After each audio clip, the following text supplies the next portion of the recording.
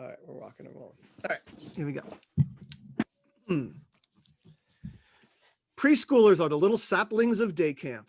Show them and their families a good time, and you have an annuity that can last a decade. That said, they are completely different on so many levels compared to elementary and middle schoolers. Today, we will deep dive into the world of the littlest people and cutest people in our camps. This is the Day Camp Pod.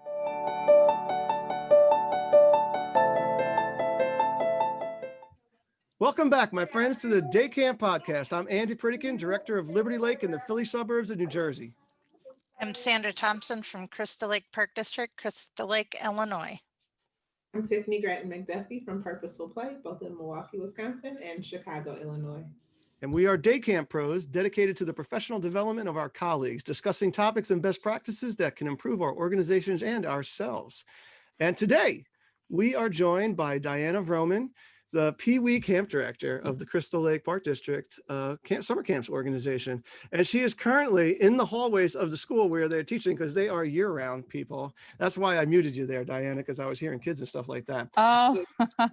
So anyway, so for those of you not watching on YouTube, Diana's in a school. There's cinder blocks behind her. She teaches in a cafeteria where kids get half a table each, right? And she's all masked up and looking like it's actually 2021, like it is. All right. So anyway, Diana, why don't you tell us a little bit about yourself and how you ended up at the Crystal Lake Park District Camp and just your experience with preschoolers. Hey, thanks, Andy. Well, I started out with the Crystal Lake Park District when I was not too far from, a kid myself. I was a teenager in high school, and I just wanted to work with children. I just always knew that was something I wanted to do. So I reached out to the Crystal Lake Park District and told them I was looking to work with children if they had any programs to offer. And I got a call back from Sam Thompson, and 20 years later, here I am working with the Crystal Lake Park District, still doing youth programming, summer camps, and our before and after school programs, and currently working on my teaching degree in education with early childhood. So yeah, I love camp. I love working with young kids. It's just something about just the excitement for the young kids is just something that I really have always enjoyed and connected with and really love working with. That's great. So when did you start working with preschoolers? When she hired you as a 17-year-old sucker or whatever it was, did she just throw you to the wolves? No.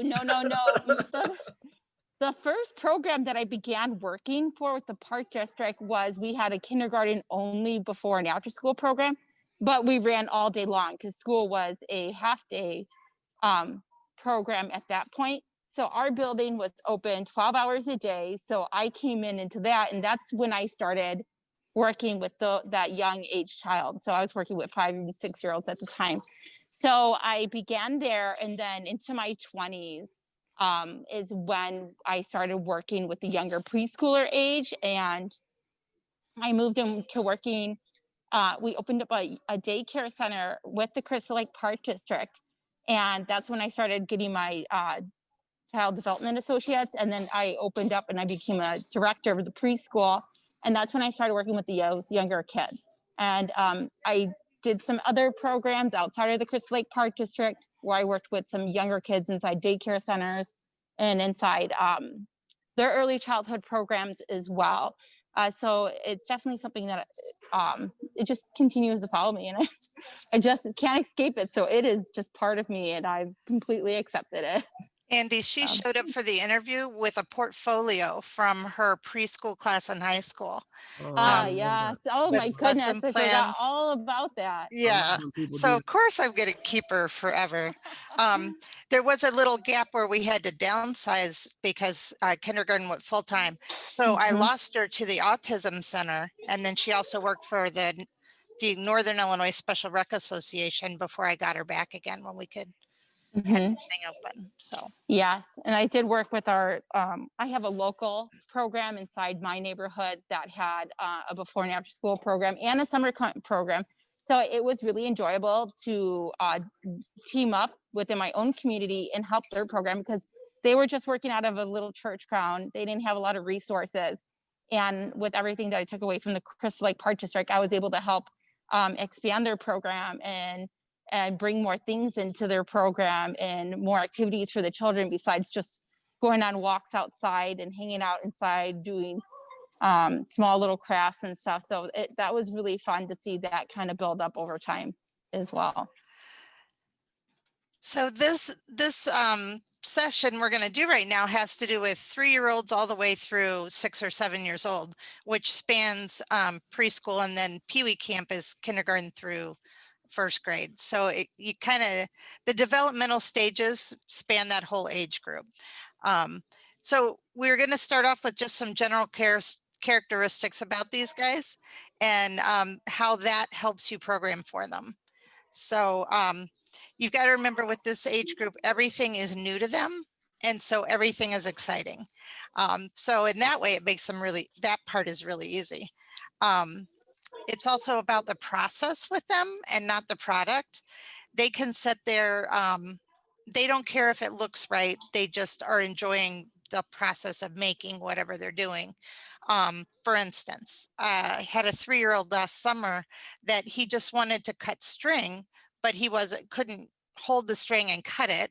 So for an hour, I would hold up different pieces of string and he would cut them, and he was happy as a clam. So, you can do a lot with a little. So another thing that we do, the themes and having props with your themes. You can make a prop out of cardboard in this age group. Totally, their imagination takes off and they believe it really is what you say it is, and it makes all your special events exciting. Diana, do you have a particular one that? Yeah, absolutely. Every year we like to do themes like under the sea or Hollywood, and even as Sam said, similar, we would take the cardboard and we would create boats for the children. And then this year we weren't able to do our boat regatta, so it turned into a bomb the boats. So even a theme is a really good base for you to build a foundation on how your camps week is going to grow. I really do love them, and especially with these little kids, it really helps them get excited into what they're going to expect moving forward into their week. They know that, hey, it's going to be under the sea week, so I'm going to come wearing my shark shirt, and that's a big thing for them. That's really something that they can connect to and connect with and have a conversation, and you can grow with them with that. You could talk about fish, you could talk about what they do in the water. It can segue into swim lessons. So I find that themes are a big part of how I help develop my curriculum with my day camp with the young kids. So yeah, I agree, Sam, that themes are amazing. And I mean, you can really make a prop out of anything with the young guys. It's similar to a special event with the older guys, but it goes all week long with these guys. Mm-hmm. So you have your dressing up, you have your music, you have your special snacks and your props all week long instead of just on the field or the special event day. So one thing that I love that you all talked about is just that, can you hear me well? Yes. Okay. About how they're easily excitable, right? Because everything is new. So you don't have to, like behavior management and corralling and like getting them used to the rules is maybe a little bit more challenging. They're shocked and awed by all the little things, and you can do the smallest thing to really just like get them involved. I know I use a number of resources, and I always call myself the accidental camp director. So I run a sports camp. So for me, the sports are innate, and we can just like make the things more age appropriate or height appropriate, or the games easier or what have you. But I really struggled with like curriculum creation in general. I did find that they would do what we wanted, but just like coming up with ideas that that could last, because I think they also have like the shorter attention span, and so you see yourself moving from activity to activity more quickly. Do you have suggestions, Diana, on like what you can do to keep them captivated, or how if something's going awry, like how you switch it up? Absolutely. That is part of our daily obstacle every single day working with young children, is how that we're going to keep their attention because like you say, they get wound up, their attention moves. And what I've kind of grown to do to ease those situations is I'd like to keep routine with them through my week. Like they know what to expect because we do similar things. I like to make like, let's say like a daily schedule, let's say, of how our day is going to pan out. We may start off with like a morning meeting, and it's going to be something brief because their attention is short. And so they'd be with their counselors, and we just look at what we're doing for the morning. So this is what our morning's going to be. And the same thing with the afternoon. We come back, maybe when they're sitting for lunch, this is what our afternoon's going to be. And it's going to be like, we usually keep a similar note to that's every day how we go over things, so the children know what to expect going into the day. Also, when we are doing activities, we like to do rotations of things. So we're going to do a rotation inside, outside. We like to do different things at different tables. So then when the children are done and the counselors are done helping them, then they can transition and they can move somewhere else when everybody's done. So they're not getting antsy on their feet. And it really helps to be prepared and prepped and make sure that you're ready to go for that day and for that event. Because if you're not ready and you don't have everything rolling for them, all it does, they just start to bubble up and they get those antsy feet. And I like to keep a good variation. We want to have active activities outside or something where they can move around inside. So even though they sat down for like 15 minutes doing an art project, the next thing the counselors are going to want to do is get them on a playground for maybe 10-15 minutes before they go to the next rotation activity, so that there's like a continuous flow for them, but that they know what to expect. They know that this is my rotation time. They know that their options are going to be, maybe I have a sensory bin, but today in the sensory bin, we're talking about nature. So in my sensory bin, we have different things you're going to find in nature, like different types of twigs. Maybe I have bark, maybe I have evergreens. Maybe they're going to take some of those evergreens and they're going to paint at the art area today. So you want things to segue together, that they know what the routine is going to be every day. And I don't know if that makes any sense, but Yeah. that's what seems to help me a lot, is just they know what to expect. Yeah. And then I keep a good variety of activity. Diana, unlike the older kids, you can't post a schedule. So, No. in the morning, if you have a really brief, this is what's happening, and then you switch to, we're going to do this and then that. So just giving them this, then that, just the one or two instructions, because more than one instruction, they just get confused. They forget the first half of what you said and they're only on the second half. And I got a question. You guys got so much stuff. This could be like a 2-hour podcast. Like, God, the amount of, Sam made notes. Diana, I don't know if you know, Sam made like 3 pages of notes. But so I just have a question for Diana about summer 2021, right? Being probably very much like summer 2020. Right. So like, what are some of the things that you put into place that were different that because of the whole COVID situation? A lot of the things that we did were more staff. A lot of it was staff based to start off with. We would put up schedules. So our groups that were moving into the different rotations, they were very much scheduled. They would sign off on where they were going. Staff knew that was their section, so we were able to keep separated. And so our groups kind of stayed together, and they weren't going into other groups and, contaminating them, however you would say. And our tables looked different. It wasn't just a bunch of kids kind of bubbly sitting together. Everybody was sectioned off, which it wasn't as harsh as it seemed. They were still near each other, but everybody had their area. They had their space. Camp hasn't always been a place where you go and it's labeled off. Kids, expect it at school, but at camp, it was more like, this is your group, join your group. But what happened for us is we found that, we wanted to make note, where are you going to be? This is your space. For when we did activities, we had what we call the blue X's. So I am lucky enough that the space I work in a lot has like tile floor. So we know that if we had 6 tile floor spaces between the kids. That's 6 feet. So we would utilize that a lot to help build space and to use that space for the kids to sit down for our group time.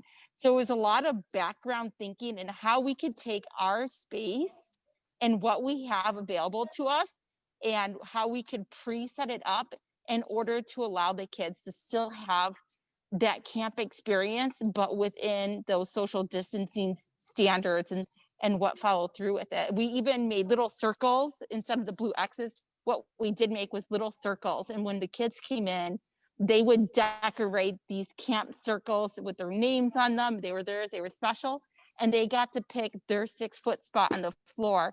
And that was their meeting spot. That's where they went when we would sit down and talk about what we were doing. And so, it's just a lot of forethought in how things were going to work out and how the counselors were going to verbalize to the children about where they needed to go, how they needed to stay clean, the rules, and just kind of be very repetitive. But I won't lie, it was a really fun summer. Even though it seems like those are harsh things, it was a great summer. We had a ton of fun. The kids were able to do things. We weren't able to go to the beach like we did before, but we found ways around it. We decided to go on walks to our local parks. We joined splash pads.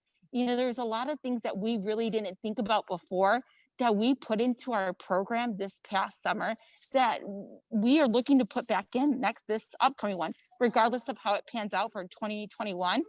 We are taking those things that we never did before and we're putting it into our curriculum to use and probably will moving forward. Like using the local parks and using more things that we actually have that's available to us that we really didn't do because we would go on these field trips out of town. But then we're now using our own personal resource and of our community that it's really nice. It's nice for parents. It's nice for the kids to see what's around. And it's right there in our grasp. So A couple things that the younger early childhood kids did, because they can't read, they took pictures of them and put their picture on their bin, their picture on their little square that they sat on. So they knew when they got there, they go find their picture of themselves and that's where they would set. And they also had posters. We all had different sayings for wearing our masks, but one of theirs was superheroes wear masks. So the little guys were like, okay, that's cool. I can wear my mask. I'm a superhero. So, whatever gimmicky thing you can come up with. That's an awesome. I love that.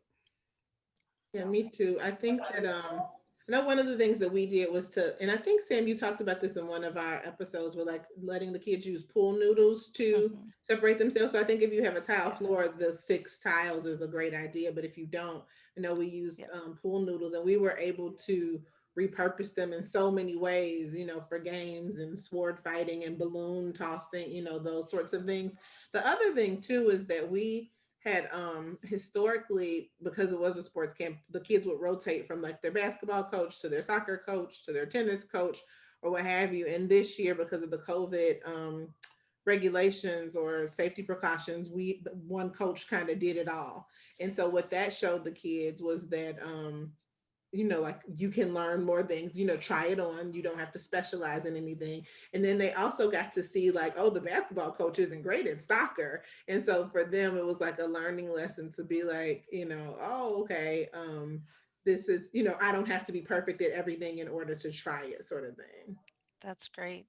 A couple things. One thing that's really important with this age group too is, the 5-minute warnings. We do it with all ages, but these guys really freak out if you try to move them out of what they're in the middle of without telling them that it's time to move. So they can ease into the next thing. They've got a countdown. And they can still make choices at this age. They just need to have this or that instead of like 5 choices. They just need 2. Which as you're planning, you can think about how can you give them the chance to practice their choosing. And pre-cut projects, I'm sorry, those are for the parents. Those are not for the kids. The kids could care less about all the pre-cut stuff. So that's funny. I'm interested to know your opinion on like discussing big topics with little people. One of my huge things last year. I wrote a book last year. It was called Blurry Brown Eyes, a kid's book about vision. And it was all about, like how adults are always writing vision boards. And so it was all about the kids casting their own vision, like what they wanted their lives to look like, and encouraging them to dream big, and whether it was, like what they wanted their lives to look like at school, at home, and at camp. And it was so impactful, where parents were thinking like the kids aren't going to be, what do you mean vision, kids aren't envisioning anything? But kids, they're the ones who are not afraid to dream, the ones who are not afraid to really say what they want and go after what they want. And I find that, like, when we avoid big topics with little people, we're doing them a disservice. And the pandemic was a prime example of that, because they had to learn about something that was really, really scary, where we had to put immediately all of these new precautions. And yet we didn't want to freak them out by telling them about it, right? So what are your thoughts on sharing, big topics with little people, and how has that fared for you?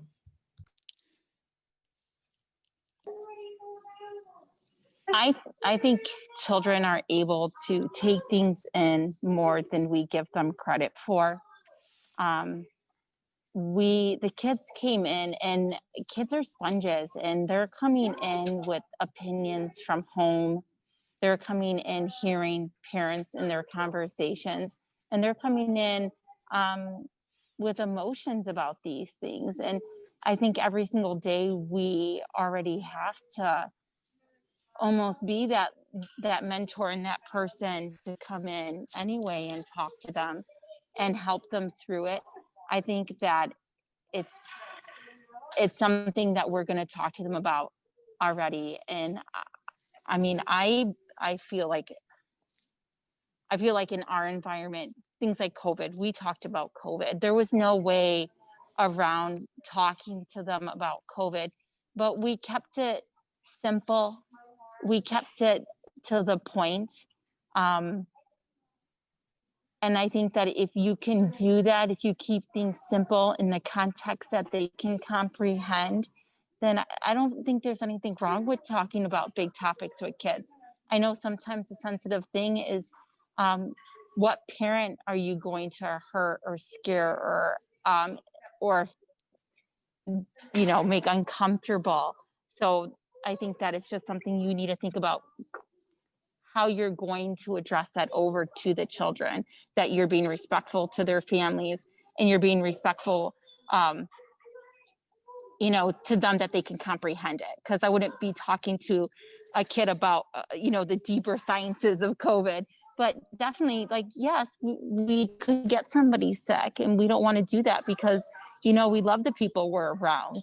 So this is something we're doing because we want to keep our friends healthy. We want to see them tomorrow. And this is how we can do that. So I think that there's always a way of talking to kids about big topics, big subjects, big concerns, but in a simple, appropriate way. And with that, you've got to slow down and let them tell their story, because if you've ever talked to a preschooler, sometimes them just telling you a little thing can take 5 or 10 minutes, so you've got to, be ready to be patient with however they're going to verbalize what they're worried about. So. No, I love that, and I totally agree. The other thing that we were charged with doing, and with sport, it wasn't as hard, because like there's always Pee-wee sports that can like lend expertise on how to do it. But I guess, do you, when curriculum creating for little people, do you have any like go-to sources? Are you like, I'm a huge fan of Playworks and Pinterest, and those, and just tried and true games, the camp resources, etc. But are there any for like counselors out there, or leadership who's thinking of taking smaller children, any resources you would lend? Like my camp, we only serve children 5 to 13, so our youngest was 5. But I know like the YMCA camps and some of the park districts have like 3 and 4-year-olds. So just interested on how you I keep wanting to use the word dumb down, and I hate that word, right? Like you can't dumb it down, but you know what I'm saying. Like how do you make it age appropriate? appropriate? Yes. Yes. Age appropriate. There we go. Good camp language. Politically Or- correct camp language. yeah. And one thing, these kids love texture and tactical and mess. Most like messy, some don't like messy. But when you're trying to plan for them, they get a kick out of using stuff that's not normally used for that purpose. So if you're using marbles to paint with, or you're using the pine tree that Diana was talking about to do your painting, or you're painting under the table, under the picnic table, or art is outside instead of in the cafeteria today. Any changes or silly way to use stuff, they like a lot for the art. And then parents also don't let them do some things at home. Like they won't let them, a lot of parents won't let them use glitter at home or glue or any of that. And so they love to get to use it when they get to camp. But Diana, do you have a resource that puts all those ideas together, or some things you usually use? When I'm developing my curriculum for camp, I tend to like to do it and by starting off on subjects. I like to just kind of frame out what I want to get across to the children and what kind of areas I want to touch base on. Like if I want to have some sort of science or some sort of art or some sort of activity. And then I like to take the theme and then I like to build it into there. And I wish I could say I use some like super amazing resource, but I'm just like you guys. Like I go on Pinterest and I usually like to just go on my Google Chrome and then type in the thing that's like the words that I need to help me build what I'm looking for. Like if we're going to do an art project and the theme of the week is getting groovy in the 60s, I'm going to look up something rad crafts for kids. And I like to just kind of go through things. I like to save everything I do though. I like to save all my past work and then go back and try and pull back those great ideas. I love talking to other people. Sometimes even though I'm the one programming it, I don't have it. I like to bounce off people. I might have a chat with Sam or another director or maybe another counselor. What we did this year, which was really resourceful for us, is we used the brains we had available. We have all these awesome counselors that work with us, and we asked them all hey, why don't you take everything we're going through for this week and then jot down an activity, maybe a craft, something to do with science that you would like to share. And going through that, I was able to honestly, I could build an entire summer camp just by what they shared with me. It was so much useful, wonderful, great information that I didn't necessarily have at my disposal. And they went home, they came back the next day, and I had weeks of it right in front of me. So using those people who are around you, it's hard you feel like guilty being like, hey, give me give me today's plans because you should have today's plans. But they're also someone who's putting it together and they want to be used. Your staff want to be needed. They want to be someone important. So asking what they know. And I love Pinterest. I love going on a lot of camp websites. We do a lot of seminars. So I love going to seminars and picking in other ideas that we have from them. So those are a lot of the resources I use. I feel like I'm a dumpster. Like I want it all. So, but Pinterest, I like to take what I see and I'd like to kind of tweak it to make it work for me. Like you have, I'm sure, awesome, great ideas that you're using with your older kids in your camp. Take those and think, how can I simplify this? Like how can we teach basketball for like these younger 3-year-olds? Well, they have to start in small steps, even just rolling that basketball back and forth or doing one dribble or one thing, or just getting comfortable with it. There's always a first step in everything. So just taking something and just doing a small little bit of part of it and then just growing it up, as you go and adding to those things over Diana, time. Can you give us some hints too about, when you move the group from place to place for stations, or if you have to go for, across the street or whatever, what are some good ways to have the kids be connected to each other? Because otherwise they're like herding cats and they scatter and they wander off. And what are some Yeah, of your tricks? yeah. One, getting kids grouped together is already kind of a really hard thing. So a thing we do during transitions is we like to have some sort of transition song or a transition word. When I want everyone's attention, I like to do like this clap routine with them, and it kind of just pulls everybody together. And after everyone's pulled together, we have everybody get together, like we have our blue X's. Our kids would group up on their X's. They're in front of their counselor. Their counselors are their leaders. So we always like to talk about, all right, who should be in front? So just those little reminders. And you have to do them all the time, because each time you go somewhere, they just need to remember who's where. And then I like to space out my kids when they transitioned. Like a group would go like one at a time. Like that group left. And then when they saw they were kind of out the door, then the next group would get ready so they had their space. We also did one thing this summer to help with that 6 feet distance. We took what you would use and, let's say, a clothing line, like a clothesline, and we tied strips of pool noodles to them. Like you cut little inch strips of pool noodles. Those pool noodles, they really are amazing. And we tied them 6 feet apart down that line. And so when the children walked, the younger groups, they held those so they were together, and each group had a different color pool noodle tied on theirs. So, um, you they knew that they were the red group or they were the purple group. And then they would transition in that organization of color in teams, and then head out. Some of my counselors would have like calls, like they would make sounds, and then the kids would come running over to them because they were like a wolf, So um, take something really fun, really innocent, and turn it into like their special thing for them to come and be part of and keep together. At least that seems to work for our kids. And I mean, you're always going to get that one who likes to jump out of line. That's just Yeah, that's always going to happen. So if you go to the show notes, we put 10 of each kind of activity that were our favorites on there. But, we can go through them quickly. And if there's one that Andy or Tiff that you guys think we should explain more about, we just did the categories of art, games, and special events, just to give you a start off point for some things you can plan.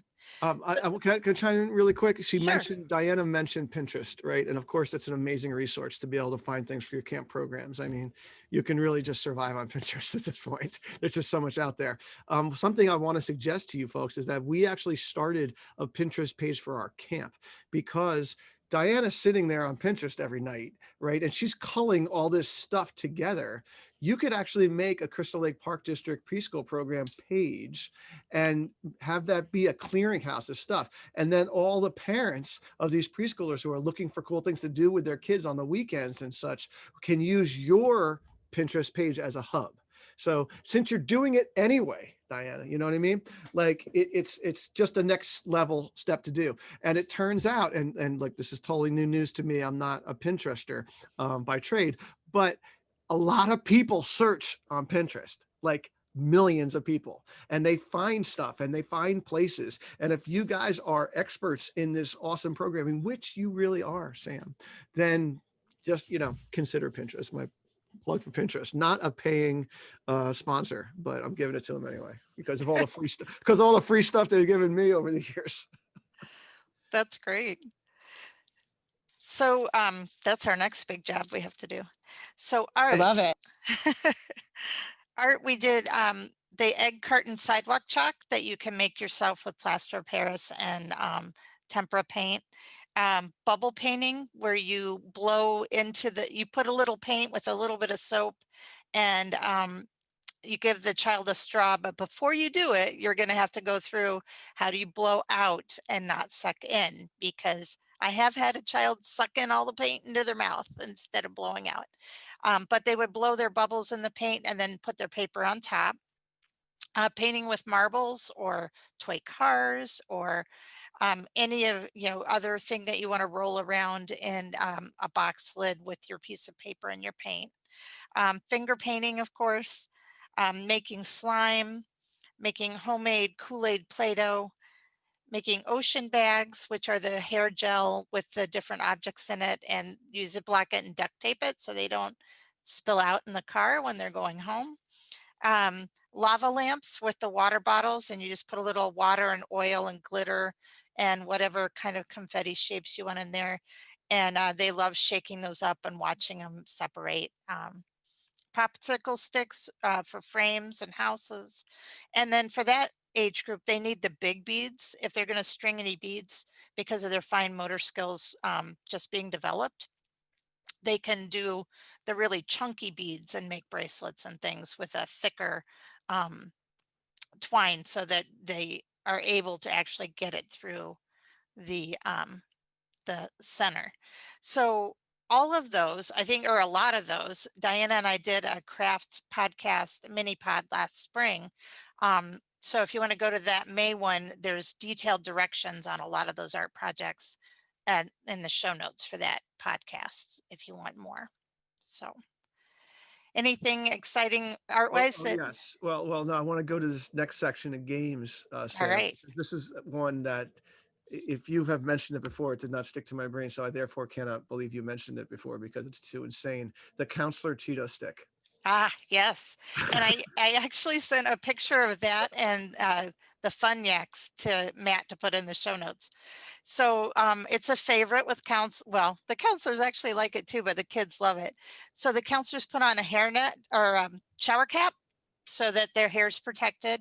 And then you put shaving cream or whipped cream. Shaving cream stays, doesn't melt like the whipped cream does.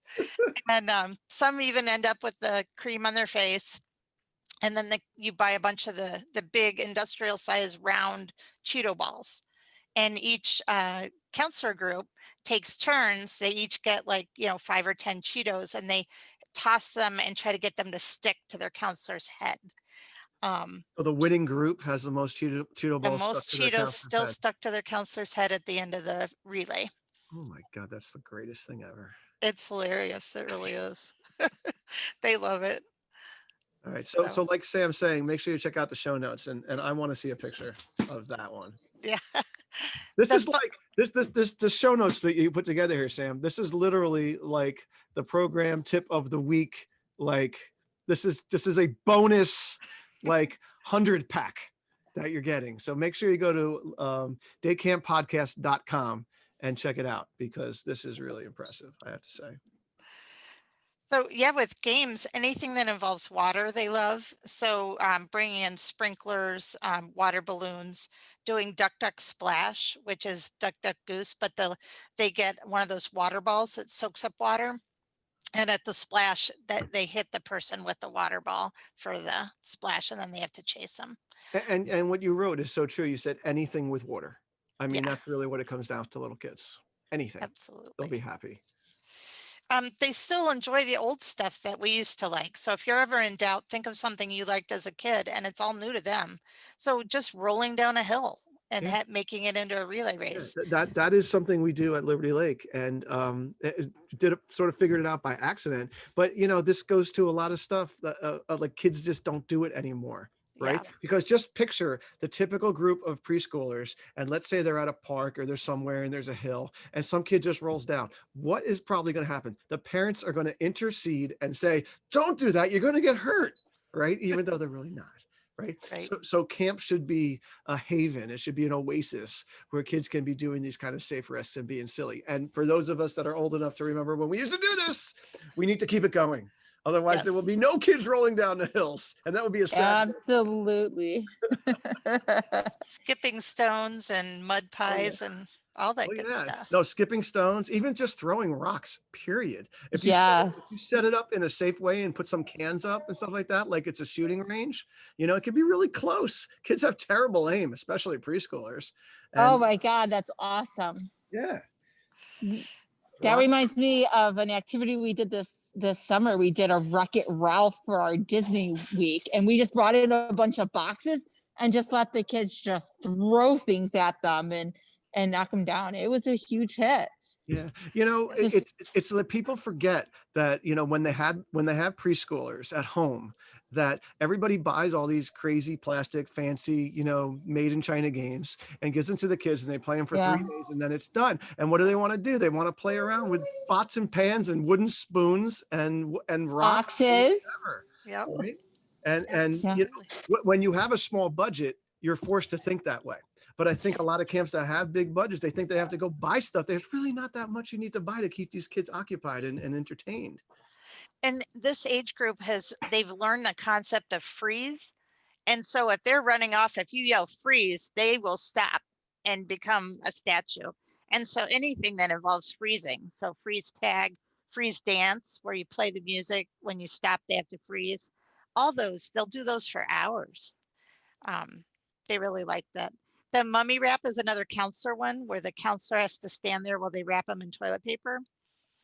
And with the little guys, they only make it to about mid-chest, and that's as high as they can reach, but it works. Or you can have them kneel down if you want them to wrap their faces.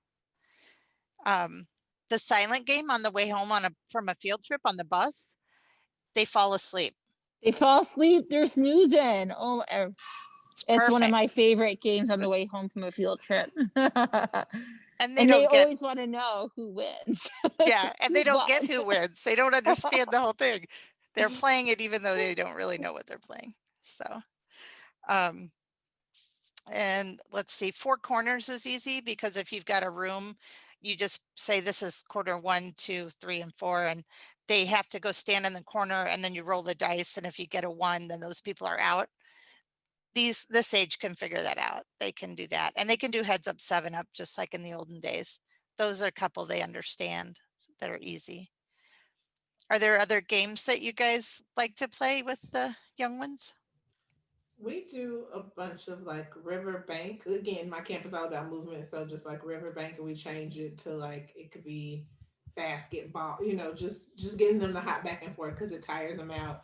Then we also do like a spin on rock paper scissors, where we do like rock paper scissors bases. So like they can learn like the rock paper scissors.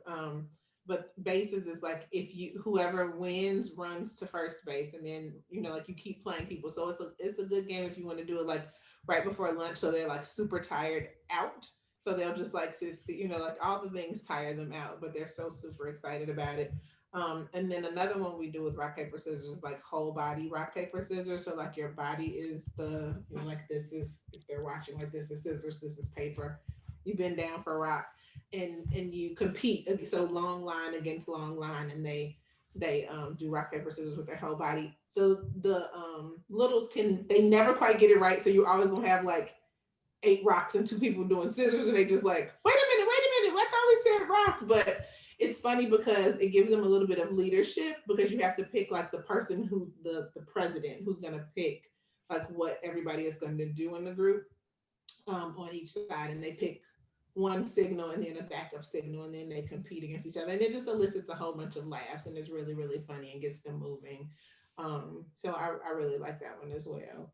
And the thing too is, one of the things that I love most about the games is like for us, we didn't always keep the groups separate. They were in separate age groups, but they could always see the older kids. So when they see the older kids playing the same game, they think like, oh my God, we're playing the big kids games. And just kind of like take some of the rules out. Like Sam said, just give them 2 things to think of instead of like a whole list of rules.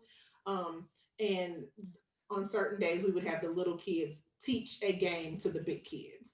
And then they would feel like, oh my God, we taught them, you know, and it was good for the big kids too, because it would prove like you really got to pay attention to the little people in order to get the rules of the game. So if y'all can't play the game and the 5-year-olds can play the game, then like this is a message to you all.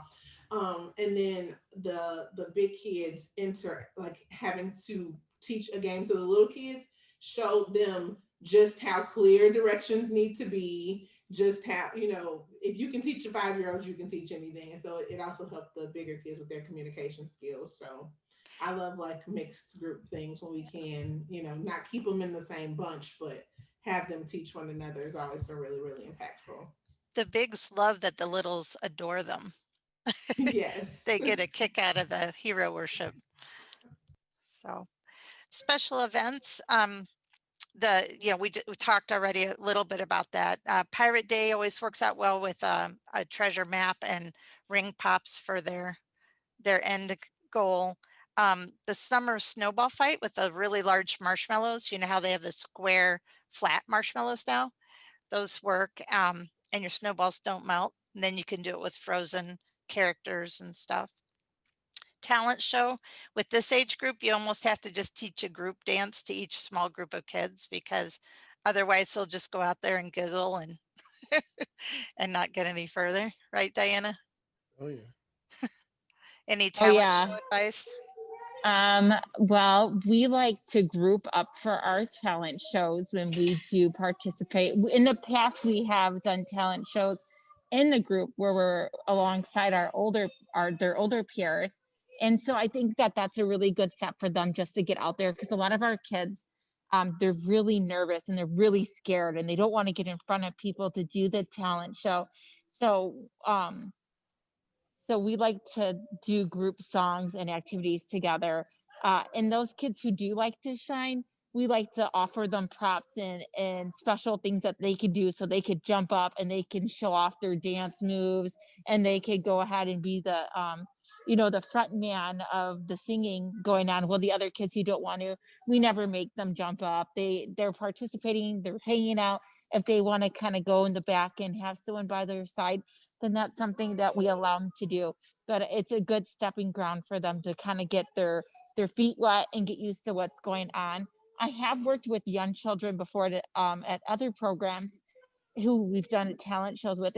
And honestly, I'm always really impressed in what kids do come up with who do choose to participate on their own, because that was an option I given kids before, to be able to do something. And I let them base their talent off of their own enjoyment. I had one girl who really loved her baby dolls. So she brought in her baby dolls and she showed them how she took care of them. And, we have our limits and time limits for them. So we're able to move on and move forward and talk about what's the most important things for them to share to help guide them. But kids really, they know what they like and they know what they want to do. And we do have kids who want to say their 2 cents. So based on what yours looks like and what you're able to do, I think that there's definitely a way to rock a talent show for a young group of kids. It just depends on what your time frame is and what you're up against with other people. Yeah, how many other groups are joining in, what other camps are joining in. But there's always a way to make it work with a young group. It's just a lot of forethought on our side on how we can organize it. Now you guys, Sam was telling me that you're the Crystal Lake Park District, that the locations are actually organized by the ages of the kids, right? So the preschoolers are at one place, and then I guess like the first and second and third graders, another place, that kind of thing. Like the talent show is the kind of thing for the preschoolers that you could ship a group of kids over from the other place to watch the preschoolers talent show. And it's so darn cute that, they'd probably be really into it. And back in the day when the parents could come, they loved that one. No doubt about Someday they'll get a visit. it. So Sam, I'm thinking that we have just given so many darn tips, right? That I don't know if we need to do tip of the week. We're all giving our little preschool tips here. But I do have one that I wanted to save. But I wanted to first just talk about our friends at Commercial Recreation Specialists, CRS. They our proud sponsor ever since that we started here. They're the fine purveyors of the best recreation solutions to keep camp going strong. Check out their website at crs4rec.com. They're serious about fun. And of course, their big thing that I've been telling you about is that they have a new product called Recrisol. That's what they're calling it now, made by Playtech, Recrisol. And this concrobium that cleans things. It's really amazing. It's the strongest protection to disinfect your space your space first, and then apply the Playtech Recrosol. It's antimicrobial solutions. It maintains for up to 90 days your entire camp season. Could you imagine? Sounds too good to be true, but it is scientifically proven. It's approved use against SARS, COVID. It's EPA registered as the lowest toxicity possible. It's botanically derived from thyme, THYME. It kills 99% of bacteria, viruses, and fungus. What more do you need? Playtex Recrosol. Check it out. All right, 90 days. Spray, fog, or wipe. You know, they use it already. They use it at hospitals, nursing homes, restaurants, kitchens, and now it'll be camp. All right. So anyway, program tip of the week. I just want to add to this, and you can add more if you want, Sam. But when I first started working at Harbor Hills Day Camp back in the early 90s, they had this little kiddie village section that was super cute, and it had downscaled program facilities for everything. You know, the small basketball, small this, small that, all that kind of thing. And they even had a small pool dedicated just to little kids. It was really narrow, and it's a concept that I took when I created a little kids pool at my camp, to have a longer, narrower pool, because there's just more space to grab onto on the sides, kind of thing. And they did something really cool on the first day of camp when all these kids started. They gave every single kid a little rubber ducky, and they basically they put the rubber duckies in the pool, and they said, "Go get your rubber ducky." And I got all the kids into the pool on the first day of camp, and I was like, "Wow!" For like a 45-cent rubber ducky. What a great investment that on the first day of camp, when everybody's all nervous as heck, all these little preschoolers, they just go diving into the water to get their rubber ducky. So that's my preschool program tip. That's amazing. I got to try that. The one I wanted to do was a staff training one, just a short one, that when you have your younger kids staff together, line them up side by side, and then had every other one of them kneel down. And then say, look up at the counselors on either side of you. And when they do, they realize, oh my gosh, this is a weird perspective. And then I said, well, that's what your preschooler's perspective is. You look like this huge person beside them. All they see are your legs. You're intimidating. Why do you think we get down to their eye level to talk to them? And it just clicks. It just kind of makes sense to them then. And it takes 5 minutes. But the perspective training is always good. Yeah, that's super important. Part of training for people working with preschools that have never done it before is they have to learn to get on their knees. They got to get eyeball to eyeball with these kids. It's really important. And then a secondary thing to that, Sam, is that a lot of these people, if they've never worked with kids before, they come in wearing their sunglasses and, you know, reflective shades, and they're working with these little kids, and it's like they're working with a giant fly. You know, I tell them, I was like, they need to see your eyes. You know, it's like, wear a baseball cap if the sun's in your eyes. Okay. These kids need to see your eyeballs. It's really, really important. That's true. That's true. I think mine would just be to both from a productivity perspective and curriculum creation for people who have a more lean staff like I did, and from it being like motivating to the kids would be just what I've been saying about taking your current curriculum and just adjusting it to make it age appropriate at every level, because then that allows all of, and again, my camp, it has been as large as 200 people, so it's not the smallest thing, but everybody feels seen and everybody kind of knows what everybody is doing, and then everybody can relate to everybody. In my program, we had a lot of siblings, and so when there would be big kids and little kids, and it doesn't make, you got to make sure there's a fine line, because you got to make sure that the big people don't feel like they're doing baby stuff, but making the little people feel like they can do big things was really meaningful for me. And so trying to make at least some of your programming the same across all age groups, and just adjusting it for littles versus bigs is. Yeah, I'm a big believer in that, Tiff, for all the reasons that you said. When we do a special event at our camp, and when we go from basically 4-year-olds to 15-year-olds, that is one of the tasks of the people facilitating it, is how do you make it appropriate for 4 and 5-year-olds? How do you make it appropriate for 12 and 13-year-olds, and that kind of thing. When I hire like a cooking teacher or an art teacher or a basketball coach or whatever it is, they know that if it's dribbling week or if it's tie-dye week, that it all has to be done differently. But we want the little kids to feel like it's tie-dye week just like it is for the big kids, Mhm. right? You know, it makes them really feel like part of things, as opposed to having an entirely different program and an entirely different staff and all that kind of thing. But it's a challenge to find people that can do that, right? You know, The best ones can do it. No, I'm just yeah. kidding. Oh, absolutely. Challenge. And most of them can do it if they get mentored and coached up. Yep. You know, they can figure out how to do it. Absolutely. You know, just like Diana was saying about Pinterest. I mean, you can find all this stuff, how to teach little kids all these things on YouTube and all that kind of stuff too. You know, internet is Yeah. nice. Like you guys were all saying, breaking it down, you know. We got, oh, shoot, I thought we had Diana back. We lost her. You know, Mac, she's She was great, just gonna say goodbye. but she was excellent. So thank you, Thank you. Diana, for all that. Really, really great expertise and hanging in there, doing the pod from her classroom, literally. All right, that's why you heard little kids in the background every time it went to her. But she sounded great and was very thoughtful. So I want to thank our Go Camp Pro team, AM Skyer, commercial recreation specialist, for allowing us to bring this podcast to you. If you like what you hear, you should subscribe to the Day Camp Pod on your favorite podcast platform. Check out our show notes, the extensive Crystal Lake Park District preschool show notes on daycamppodcast.com, as well as contact info on our show, on Diana. We got to get her email up there, Sam. And for my wonderful co-host, Sam and Tiff. Thanks for listening and making yourself a better day camp professional. We'll be back next week with a mini pod, and in 2 weeks with another full episode of the Day Camp Podcast.